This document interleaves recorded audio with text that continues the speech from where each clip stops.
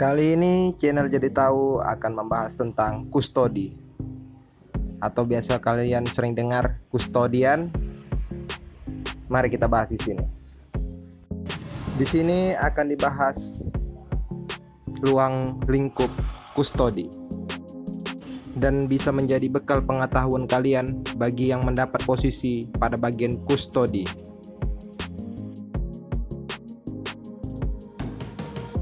Kustodian adalah jasa yang disediakan oleh lembaga keuangan atau jasa keuangan seperti bank yang fungsinya memegang aset keuanganmu, baik elektronik maupun fisik.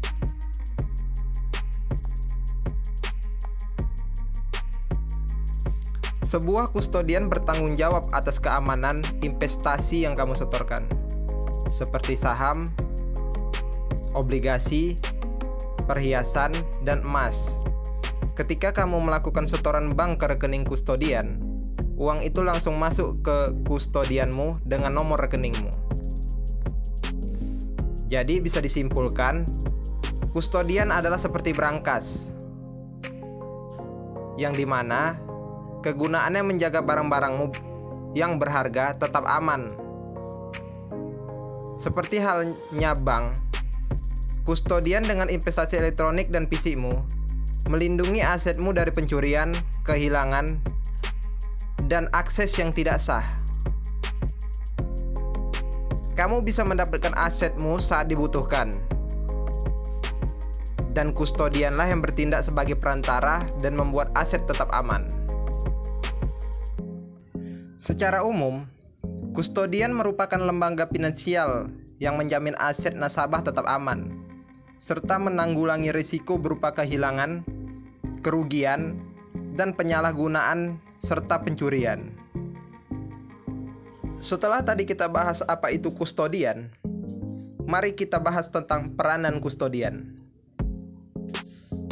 Seperti yang dibilang sebelumnya, tujuan utama kustodian adalah untuk menampung dan melindungi aset para nasabah.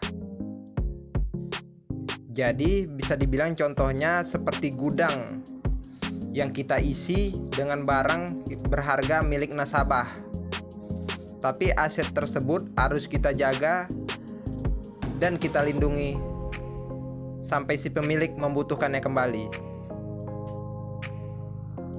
Aset-aset ini mungkin berbentuk fisik seperti emas, atau berisi surat-surat penting seperti dokumen pinjaman atau catatan dana pensiun, atau juga aset elektronik seperti surat berharga. Kustodian harus menjaga catatan dengan hati-hati dan mengirimimu laporan bulanan atau 3 bulanan tentang akun para nasabah. Seorang bank kustodian juga dapat memproses transaksi. Misalnya, kustodian dapat memegang sekuritas atas nama institusi, tetapi atas nama pemilik sebenarnya. Dengan kata lain, itu bertindak sebagai fidusia. Fidusia adalah seseorang yang secara umum bertanggung jawab untuk bertindak demi kepentingan kliennya atau nasabah. Kustodian kemudian dapat melakukan tindakan atas nama klien, seperti membeli dan menjual saham berdasarkan keinginan nasabah.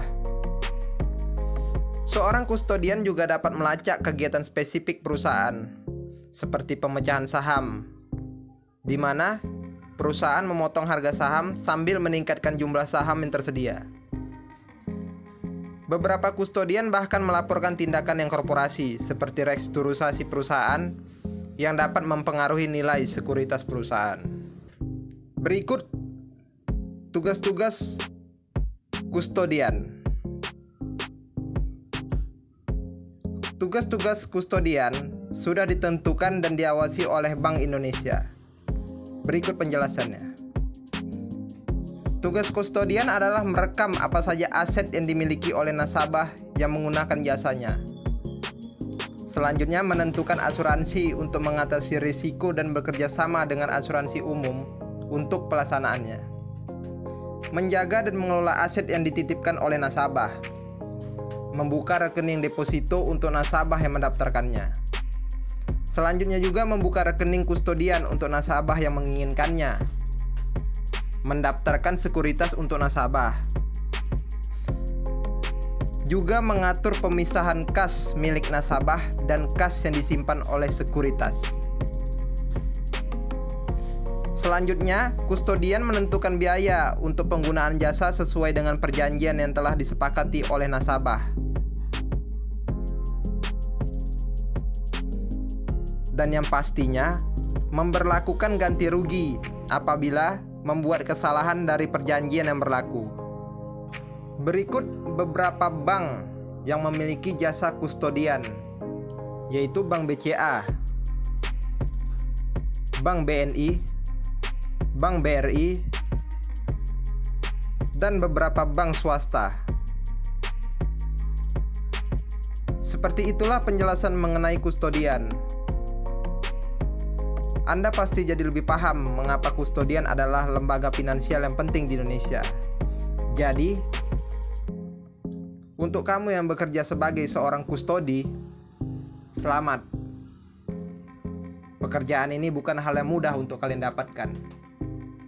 Jadi kalian harus berusaha terus pada pekerjaan kalian ini.